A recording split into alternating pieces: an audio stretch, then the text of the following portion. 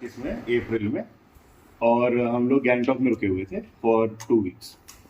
और मैं मेरा दोस्त दो ही लोग थे, हम लोग बाइक पे घूम रहे थे। तो एक दिन हमने सोचा वहाँ पे काफ़ी फेमस जगह है, उसको कहते हैं चांगू लेक। और उसके आगे नाथुला पास है जो इंडिया और चाइना का बॉर्डर है। तो हम बाइक पे जा रहे थे, तो और मतलब अप्रैल में काफी अच्छा वेदर रहता है, ज्यादा सर्दी वर्दी नहीं रहती, तो हमने सोचा चले जाएंगे। तो वो जो पूरा रोड है, that is I think world second highest motorable pass. तो वहां पे क्या बहुत कम डिस्टेंस में बहुत ज्यादा एल्टीट्यूड हो जाता है। तो हम दोनों बहुत ही आलसी हैं, तो हम 12 बजे निकले, तब तो काफी धूप हो चुकी थी, तो हम ज्यादा टी शर्ट और जैकेट वगैरह पहन के गए थे बस। तो हम ज्यादा प्रिपेयर्ड नहीं थे। चांगुली पहुंचे लगभग 1:30-2 बजे तक। तो वहां पर तब तो क्या बहुत सारे बादल बादल आ गए। फिर हम थोड़ा और आगे बढ़े, तो जा रहे थे नाथुला से 5-6 किलोमीटर पहले क्या होता है, एक टेम्पल आता है, उसको बोलते हैं बाबा हरभजन सिंह टेम्पल। तो उसकी ये कहानी है कि एक हरभजन सिंह एक आर्मी में उस 1971 के 63 के, I am not sure, Indo China war में एक सोल्जर था। 62 जो वहां पर जो वहां पर ही शहीद हो गया। हाँ। तो उसकी आत्मा वहां भटका करती थी और दोनों तरफ के सोल्जर्स को सताया करती थी। तो उसके उपाय में उन्होंने क्या किया कि एक टेम्पल बना दिया। तो बाबा हरभजन सिंह का टेम्पल है, वो भी एक बहुत टूरिस्ट स्पॉट है। उसके आगे और हम 1-1.5 किलोमीटर पहुंचे तो पता चला कि इंडिया चाइना की कोई मीट चल रही है वहां, तो नाथुला पास जाना अलाउड नहीं है। और वो 5 किलोमीटर के रेडियस में ये IST नहीं चलता, इंडियन स्टैंडर्ड टाइम नहीं चलता। तो वहां पे फोटोज वगैरह भी नहीं ले सकते क्योंकि वो आर्मी का एरिया है। तो हम वापस आने लगे। जब हम वापस आने लगे तो मौसम काफी बिगड़ने लगा और काफी तेजी से, क्योंकि बहुत हाइट पे थे हम। तो Changu lake is midway between Nathula and Gangtok. तो हम वापस जब तक चांगू लेक पहुंचे तब तक 3-3:30 बज गए थे। और हमने सोचा कि यार अभी तो मौसम ठीक है, मैगी वैगी खाते हैं। तो और वहां पे रोपवे से ऊपर एक जगह जाते हैं जहाँ पे बहुत सारी बर्फ होती है। तो हमने सोचा वहां चले जाएंगे, 4:30-5 बजे तक नीचे आ जाएंगे, गैंगटॉक पहुंच जाएंगे 7 बजे तक, नो प्रॉब्लम। तो वो सब हमने किया, नीचे पहुंचे 5 बजे तक, तो पता चला बारिश शुरू हो गई। अब मैं सोचा यार मैं तो पुणे से हूँ, मैंने बारिश में बहुत बाइक चलाई, मैं पहुंचा दूंगा नीचे। थोड़ा थोड़ा आगे बढ़ने लगा, 2-4 किलोमीटर आगे बढ़ा, बर्फ गिरने लगी। अप्रैल में गैंगटॉक या चांगू लेक के आसपास कभी भी बर्फ नहीं गिरती, बर्फ गिरने लगी सब। तो अब धीरे धीरे सर्दी लगने लगी, मेरे को ज्यादा सर्दी नहीं लगती है। तो धीरे धीरे सर्दी लगने लगी और धीरे धीरे कपड़े वपड़े गीले होने लगे। तो मैंने सोचा कोई नहीं, तेजी से नीचे जाते तो जो बर्फ है वो बारिश में बदल जाएगी, थोड़ा सा टेम्परेचर भी बढ़ जाएगा, तो ठीक हो जाएगा सब। तो और 4-5 किलोमीटर मैंने चलाई। फिर धीरे धीरे क्या होने लगा कि ब्रेक्स बहुत हल्के पड़ने लगे। जब सड़क पर बर्फ होती तो ब्रेक्स बहुत मुश्किल से लगते हैं। फिर क्या हुआ, एक पॉइंट के बाद इंजन ब्रेकिंग में नहीं लगने लगी। मतलब मैं फर्स्ट गियर में चल रहा हूँ, फिर भी स्पीड नहीं कंट्रोल हो रही डाउन साइड। तो अब कोई चारा नहीं बचा था, दोनों को बहुत सर्दी लग रही थी, तो मैंने बाइक लगाई साइड में। और this is in the middle of nowhere. मतलब चांगू लेक से हम 7-8 किलोमीटर नीचे आ चुके हैं और हम गैंगटॉक से अभी 30-32 किलोमीटर दूर है, बीच में कुछ नहीं है। 12 किलोमीटर आगे एक आर्मी का चेक पोस्ट है, जिसपे जाते जाते वो आपका नाम लिखवाते हैं और आपकी गाड़ी का रजिस्ट्रेशन नंबर वगैरह रखते हैं। तो उनको काउंट रखना होता है कि कितने लोग गए। और जब आप वापस आते हो तो वो आपके पे टिक लगाते हैं कि जो गए थे वो वापस आए कि नहीं। फिर रात को एक सर्च ऑपरेशन चलता है, जो लोग वापस नहीं आए उनको आर्मी की गाड़ी ढूंढने जाती है। हमने बाइक लगा दी साइड में, और इधर एक बहुत ही टेम्परेरी सा सेटलमेंट था जिसमें एक बॉयलर रखा हुआ था और एक टेबल थी, उसके नीचे बॉयलर रखा हुआ था। तो हमें लगा यार यहाँ बैठ जाते हैं, थोड़ी सी गर्मी मिलेगी और बारिश या स्नोफॉल का रुकने का वेट करते हैं। अभी 5-5:30 हो चुका है, अंधेरा होना शुरू हो चुका है। हम वहाँ पे जाके बैठ गए। वहाँ पे तो उस दुकान में एक आंटी थी और एक बच्ची थी जो 15-16 साल की होगी, आंटी होगी करीब 40-45 की। अब वहाँ पे हम दोनों बैठ गए और हमने मैगी ऑर्डर करी। और वहाँ पे कपड़े उपड़े जैकेट वैकेट ये सब भी थे लोकल क्वालिटी के, पर अब आंटी तो फायदा उठाएंगे वहाँ।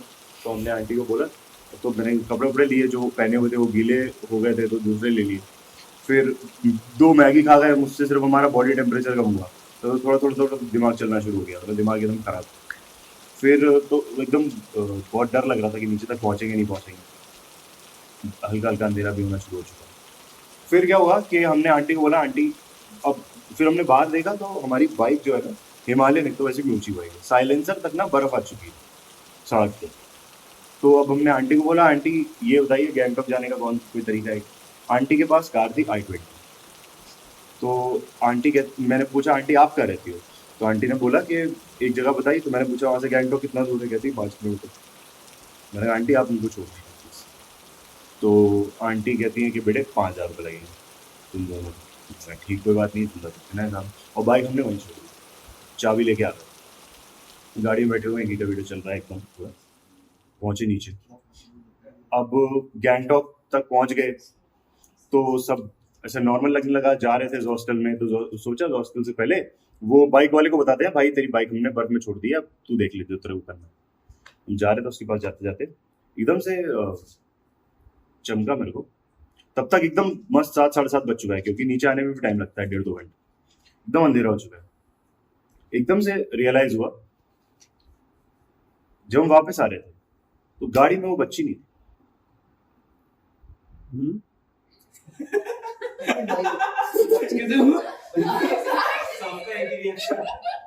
बच्ची कौन सा भाई? बच्ची तो तुमने बताया पर वो बैठी थी, ये तो बताया नहीं। हाँ भाई एग्जैक्टली। चलो आगे आगे, आगे बता। क्या तो खत्म हो गई? वाह वाह वाह वाह, इतना बिल्टअप। बस स्टोरी सीखे, यार मनु कंटिन्यू। खत्म हो गई है। बच्ची वहां नहीं थी, उस बच्ची को और किसी ने नहीं देखा। हमने वापस जब वो लोग गए, both of us didn't discuss about it, but we saw the same clothes on the girl, the same appearance on the girl। मैंने तो वाली डिस्कस किया, तो ऐसा नहीं कि हम हेलुसिनेट कर रहे थे ऐसा कुछ, ठीक है। तो ये दोनों चीजें। फिर जब वो बंदा, क्योंकि उसी दुकान के सामने मैंने बाइक लगाई थी ना, तो वो अपना बाइक लेने तो जाएगा ही, तो बाइक लेके वापस आया। उसको भी नहीं पता बच्ची के बारे में। आंटी वहीं थी, i20 भी वहीं थी। आंटी रोज जाती है वो वहां पे, और बच्ची हमने देखी, लेकिन बच्ची को हमने कुछ बोलते नहीं देखा। जब हमने मैगी मंगाई, बच्ची किचन में गई, उसके बाद बच्ची भी बाहर नहीं आई।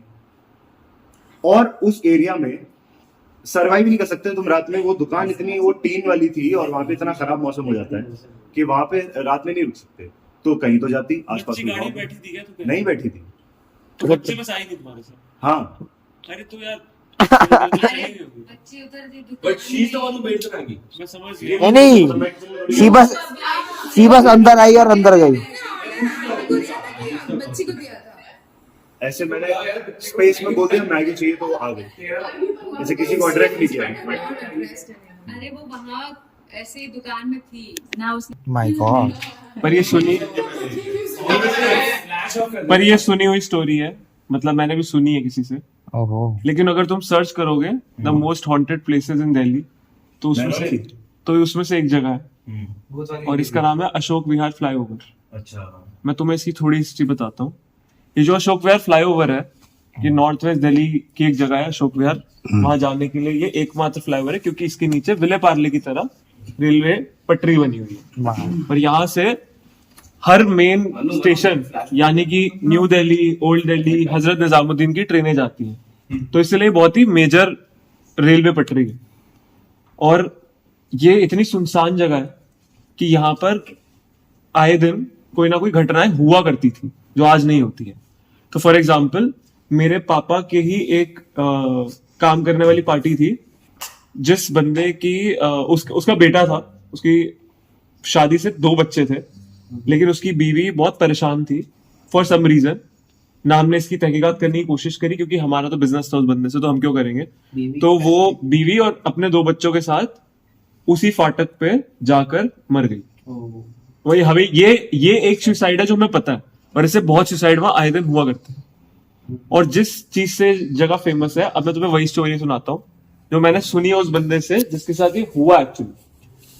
तो क्या होता है कि ये फ्लाईओवर जो है, ये रात के 1 से अराउंड 3:30 बजे तक बोलते हैं कि ये हॉन्टेड रहता है।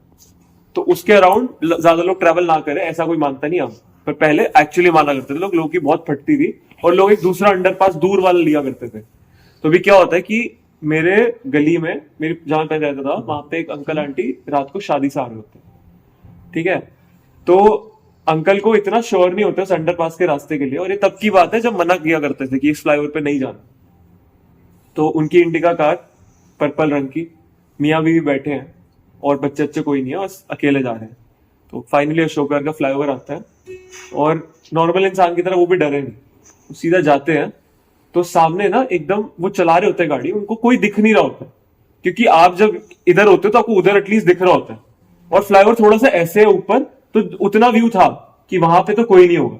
पर एकदम से जैसे वो गाड़ी आगे मूव करते हैं, सीधा जा रहे होते हैं, तो एकदम से एक औरत होती है जिसने नॉर्मल साड़ी पहनी होती है, ठीक है, नॉर्मल कलर्ड साड़ी पहनी होती है, और वो एकदम बीचों बीच आ जाती है सड़क के।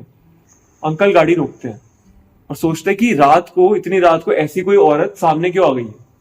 बहुत रेयर था, क्योंकि उन्होंने एक्चुअली नहीं देखा था गाड़ी से के सामने की कोई मतलब रोड पे कोई था, बट वहां पर एक औरत थी। तो औरत पहले तो वो डर जाते कि एकदम से कौन आ गया है, कोई ऐसा तो नहीं, क्योंकि कई बार होता है कि कोई सामने आ जाता है मरने के लिए जानबूझ के, और या सुसाइड हो सकता है, या ऐसे आ गया कि चलो पैसे कमा लूंगी थोड़े बहुत। तो फाइनली क्या होता है, वो औरत विंडो पे आती है आंटी वाली साइड पे, और बोलती है कि आप मुझे प्लीज लिफ्ट दे दीजिए, मुझे आजादपुर इस जगह के पास है, अशोक विहार के पास, मुझे आजादपुर तक जाना है, आप मुझे लिफ्ट दे दीजिए।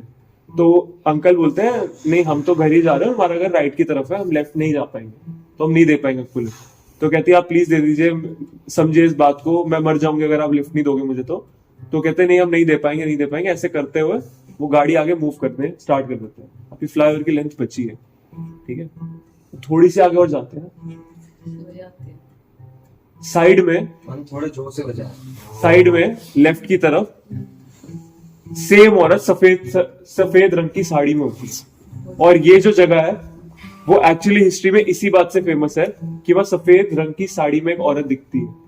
वो सेम औरत होती है सफेद रंग की साड़ी में, और साइड में खड़ी होती है, और ऐसे दोनों हाथ ऊपर की तरफ ऐसे कर रही है।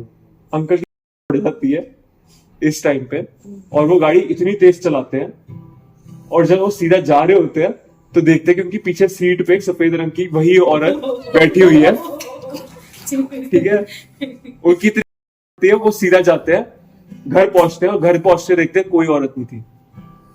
तो अब आंटी को, मतलब आंटी और अंकल ने आंटी को ये चीज बताई, बट उस टाइम नहीं बोली थी, बट घर जाके ये चीज बताई, तो आंटी ने बोला नहीं, पीछे तो कोई भी नहीं था। और आंटी को सेकंड टाइम भी लेफ्ट में कोई सफेद रंग की साड़ी में औरत नहीं दिखी, सिर्फ अंकल को दिखी। तो ये अशोक विहार की ऐश्वर्या ने कुछ तात्पर्य निकाला। ऐश्वर्या, हाँ भाई, ऐश्वर्या तेरे साथ तू ही तो नहीं थी वो। यही मार के पूरा जन्म ले गया ये। between 2018-2019 in my third year of engineering.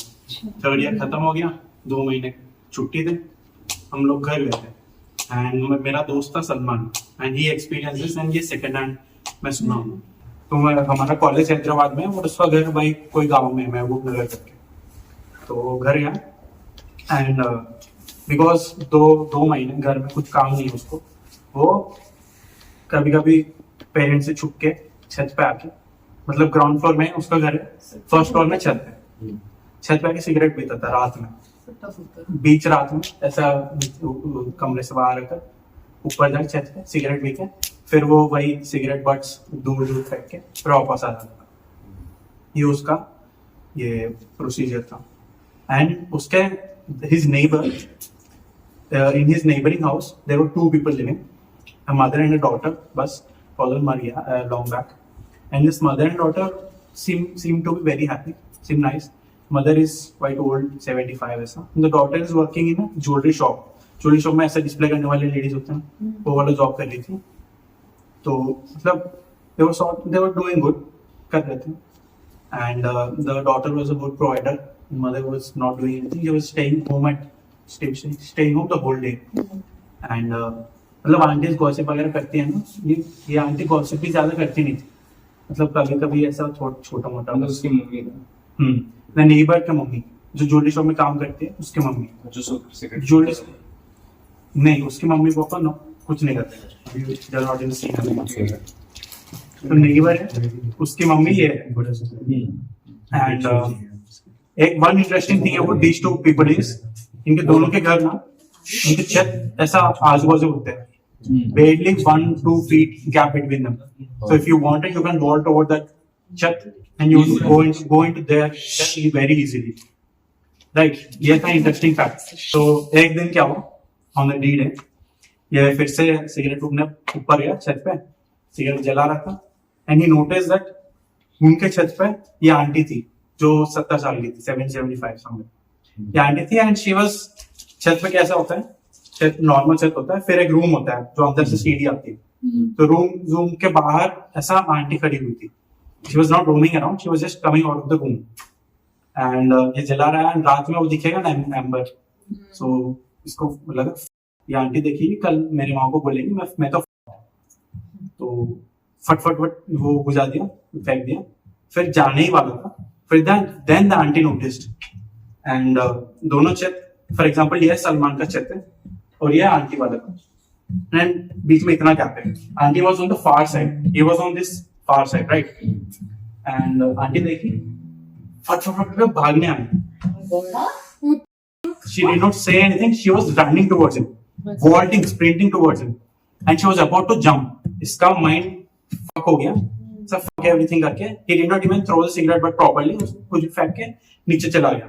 नीचे जाकर दरवाजा बंद किया। मम्मी पापा को नहीं बोला क्योंकि they would not want to know कि ऊपर क्यों गया है बीच रात में। तो अंदर एक दरवाजा बंद करके सोया।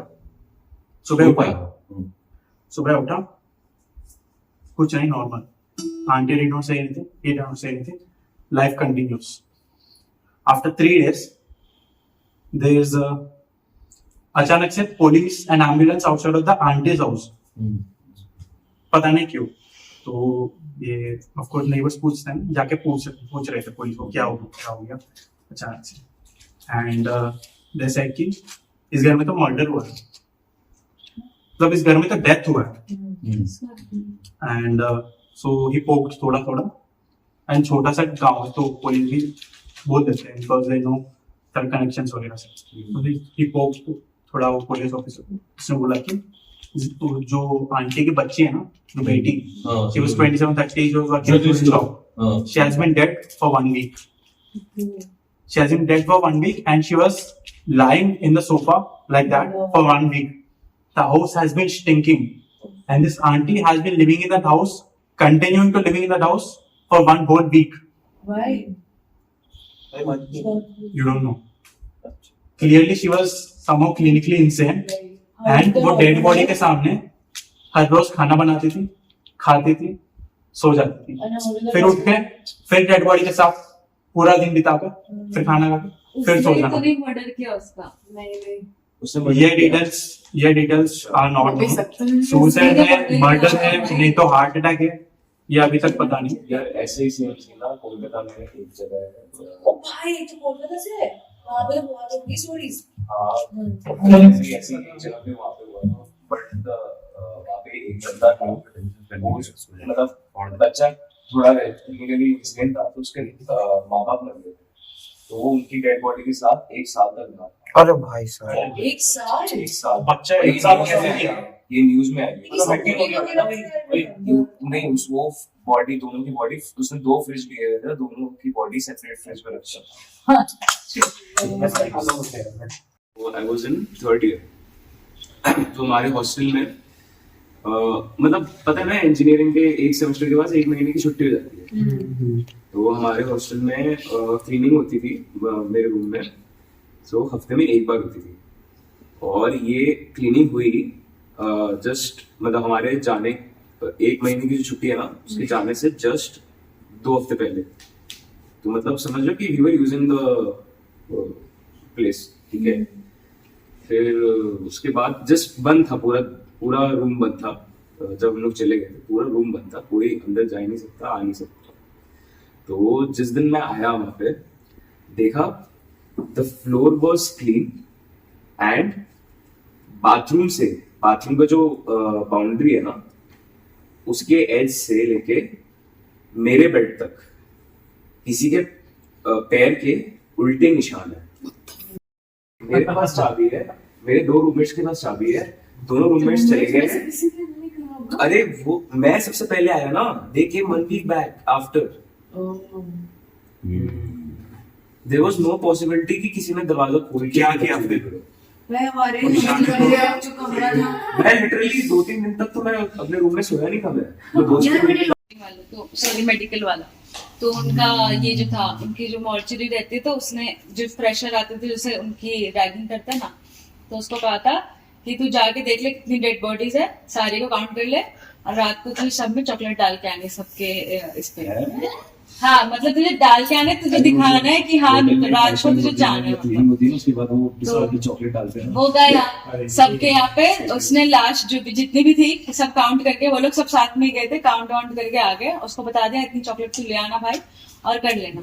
वो रात को गया चॉकलेट्स लेके, सारे इसमें डाल रहा था, उसके बाद उसने देखा ये डेड बॉडी एक्स्ट्रा है, तो फिर उसको ऐसा लगा कि वो शायद बाद में आ गई होगी अभी इतने देर में, तो उसने छोड़ दिया, जाने लगा, तो अचानक से वो बॉडी ने उसका हाथ पकड़ा और बोला मेरा चॉकलेट किधर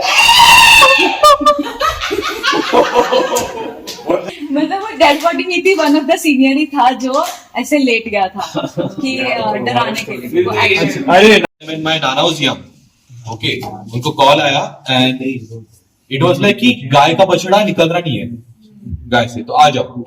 So nana went there, he helped them, बछड़ा निकाला, उन्हें हाथ डाल के निकाला बछड़ा, okay, that was very admirable, and they started coming, मतलब वो घर आने को लगे, तो apparently उन्होंने गलत टर्न ले लिया, मतलब गांव से गांव, उस टाइम ऐसे लाइक रानवन था, मेरा गांव कोल्हापुर है, तो उसमें लाइक इट्स लाइक समझ लो पहाड़ बहुत है और झाड़ वगैरह बहुत है, तो एक रॉन्ग टर्न ले लिया उन्होंने एंड देयर वाज सम क्या बोलते हैं, रॉन्ग टर्न से आ रहे थे और उनको समझा रॉन्ग टर्न है, but they were like proceeding in the right direction कि भाई ऐसे ही जाएंगे, चढ़ चढ़ के घर पहुंच जाएंगे, नो वरीज।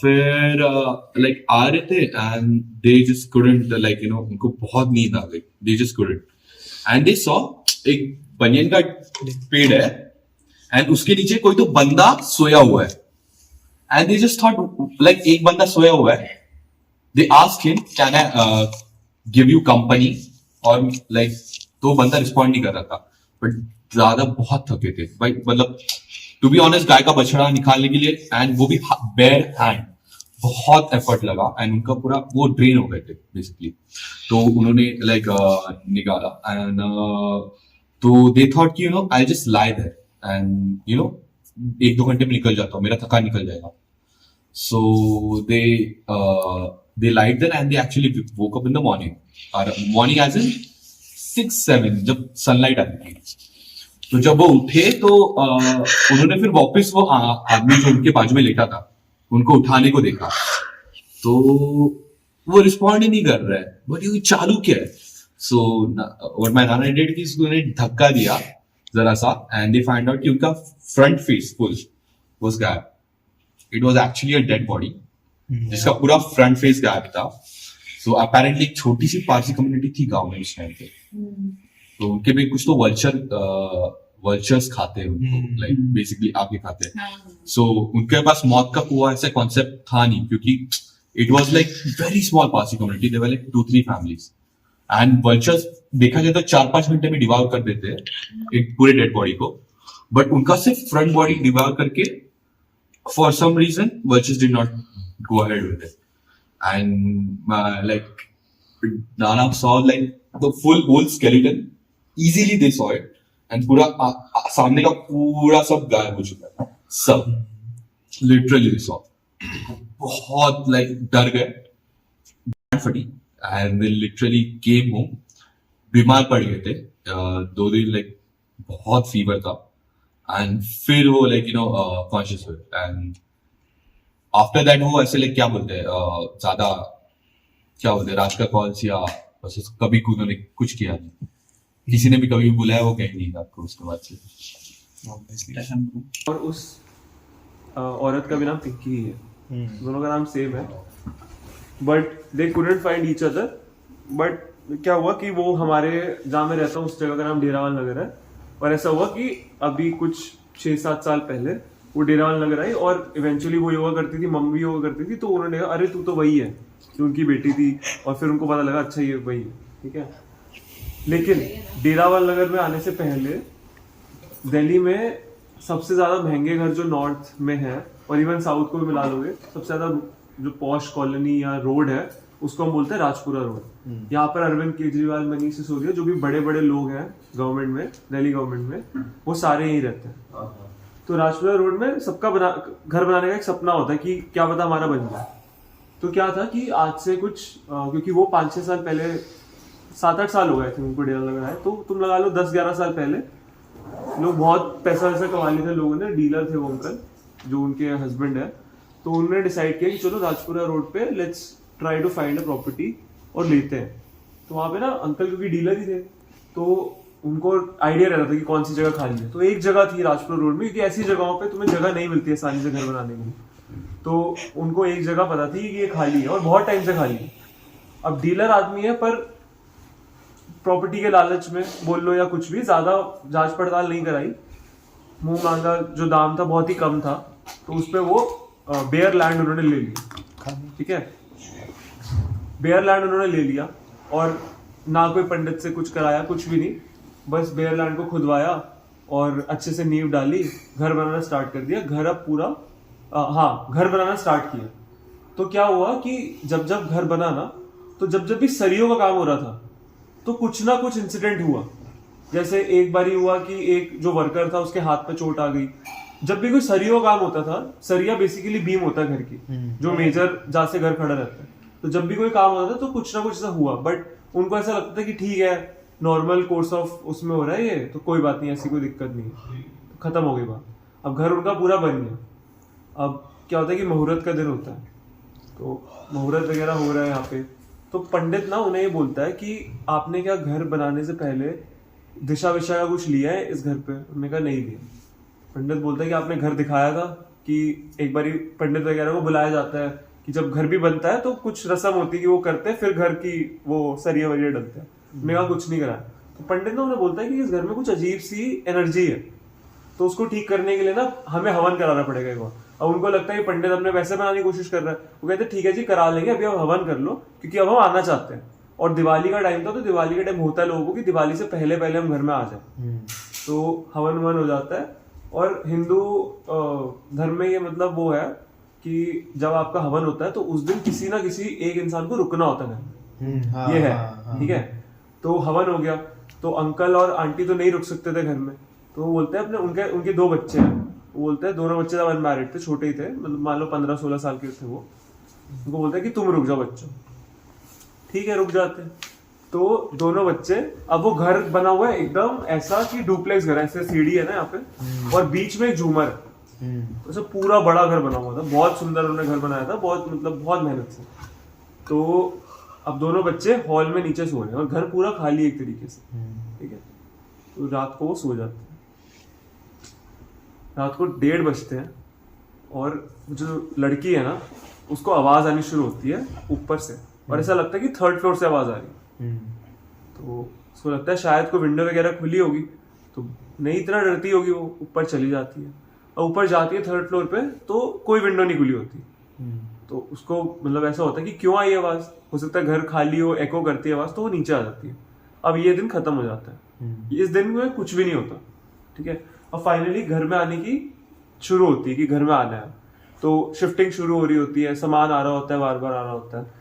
तो फाइनली ये फर्स्ट लेजेंड दिन होता है जब वो घर में रह रहे होते हैं, बट सारा सामान अभी नहीं आया होता। तो बच्चे जो थे वो 1st फ्लोर पे रह रहे हैं और बाकी सब ग्राउंड फ्लोर पे रह रहे हैं, मतलब अंकल आंटी और आई थिंक दादा दादी भी थे उनके तब, दादी थी शायद, तो वो ग्राउंड फ्लोर पे रह रहे हैं। तो ये मेरी मम्मी ने मुझे ऐसे ही लेजेंड कहानी सुनाई है, इसलिए मैं तुम्हें ऐसे बता रहा हूँ। तो क्या होता है, 1st फ्लोर पे बच्चों का जो कमरा है वो अलग अलग है, लड़के का अलग है, लड़की का अलग है। और ऐसा होता है कि मतलब ऐसा तुम कहीं भी पढ़ोगे, ऐसा मिलेगा तुम्हें कि जो भूत या आत्माएं होती है ना, वो सबसे पहले उस बंदे को टारगेट करती है जो वीकलिंग होता है। ठीक है, तो 1st दिन की बात होती है जो लेजेंड दिन होता है, सेम उसी टाइम पे 1:30 बजे उस लड़की को फिर से आवाज आती है, ऐसे मतलब कि कुछ घर घर घर घर ऐसे करके आवाज आती है। तो वो अपने भाई के रूम में जाती है और देखती कि इसने तो नहीं कुछ किया, वो सो रहा है।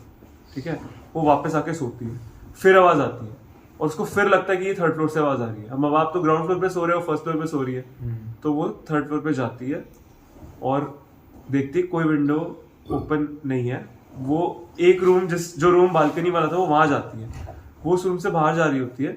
जैसे ही वो बाहर जाती है उस रूम की लाइट जल जाती है। तो ये फर्स्ट ट्रेन चीज होती है उसके साथ, तो उसकी फट जाती है सच में और वो भाग जाती है वहां से। वो नीचे जाके भाई को बताती है, उसका भाई यकीन नहीं करता, वो सो जाती है और ये दिन खत्म हो जाता है। अगले दिन की बात होती है सुबह आंटी सिर्फ घर में अकेली होती है, बाकी सब बंदे बाहर होते हैं। आंटी को घड़ घड़ घड़ घड़ की बहुत आवाज आती है, वो 3rd फ्लोर पे जाती हैं। 3rd फ्लोर पे कुछ नहीं होता, उसी रूम में बाहर आती हैं, शैंडलर गिर जाता है 3rd फ्लोर का। उसी टाइम शैंडलर गिर जाता है। फिर आंटी अंकल को कॉल करती है, अंकल को सब बताती है कि शैंडलर गिरा। अंकल कहते हैं वैसे फिटिंग वगैरह खराब होगी। अभी क्या हो रहा है कि कोई कम्युनिकेशन नहीं हो रही है, ना बच्ची की मम्मी से हो रही है, ना मम्मी की बच्ची से हो रही है, किसी कोई कम्युनिकेशन नहीं हो रही। ठीक है, फिर अगले दिन की बात होती है, मतलब उनके घर में इतने इंसिडेंट हुए ना, नेक्स्ट दिन की बात होती है, वो बच्ची को फिर से आवाज आती है और अब वो अपने भाई को बोलती है, अपने भाई के साथ सो जाती है। ठीक है, फिर क्या होता है, मतलब ये 1st फ्लोर है और मतलब मान लो कि ये उस लड़के का कमरा है और साथ में ही लड़की का कमरा है और डोर खुला हुआ था। अब वो लड़की को फिर से आवाज आती है और वो सामने देखती है अपने रूम में कोई रूम से झांक रहा होता है। ठीक है, कोई रूम से झांक रहा होता है। वो अपने भाई को बोलती है कि वो देख कोई झांक रहा है। वो कहता है कोई भी नहीं है। दोनों जाते हैं उस रूम में।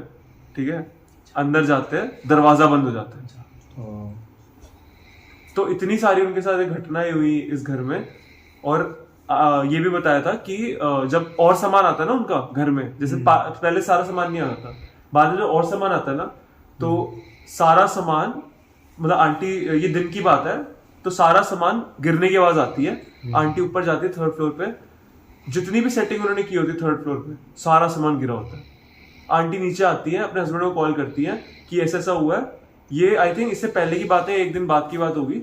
तो अंकल आते हैं, ऊपर जाते 3rd फ्लोर पे, सारा सामान लगा होता है जैसा था वैसे ही। उनको इतनी मतलब उनकी फटी, और लड़की एंड में पोजेस हुई है भूत से। तो वो बुलाते भी तांते वगैरह, लेकिन कुछ भी सोल्यूशन नहीं मिलता। और मतलब वो लड़की जो पोजेस हुई थी, उसने सिर्फ ये बोला था कि इस घर से चले जाओ, अब क्या लेने आए हो, सब तो खा गए मेरा। मतलब बेसिकली ऐसा था कि उस घर में जो लोग रहते थे उसमें किसी इंसान ने सुसाइड किया था, क्योंकि उसके बच्चे ने सब कुछ खा लिया था उसने। वो सस्ते में घर 11 करोड़ का आई थिंक उस टाइम घर था, 6 करोड़ का बेच के चले जाते हैं। और आज तक अगर तुम राजपुरा रोड जाओगे, वो घर अनसोल्ड पड़ा है और एकदम मतलब ऐसे उसमें पत्ते वत्ते लटक रहे हैं इस टाइम पे भी। वो राजपुरा रोड का एक इकलौता घर है जो अनसोल्ड पड़ा हुआ है, आज तक नहीं बिका हुआ। तो ये जो दिखाते हैं फॉरेन में कि ऐसे घरों में हो जाता है, एक्चुअली इंडिया में भी होता ही है। वो डेराल नगर आ गए, अब तो सब सही है उनकी लाइफ में। कैपिटल लैंड पे घर बनाने से कुछ तो एनर्जी चेंज होता है, इसीलिए स्पिरिट्स घरों में रहते हैं, and they stay confined in that house. कुछ तो एनर्जी चेंज होता है।